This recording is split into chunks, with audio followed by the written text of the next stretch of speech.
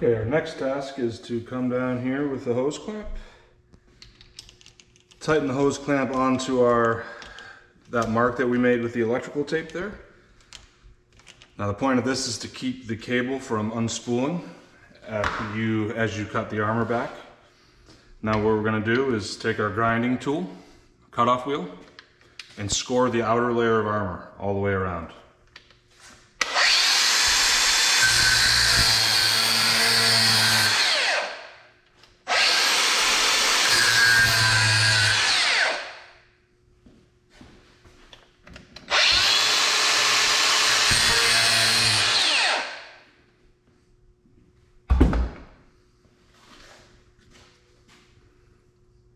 Okay, so now you can see that our first layer of armor has been scored. And what we can do after this is we'll start unraveling the outer layer and breaking it.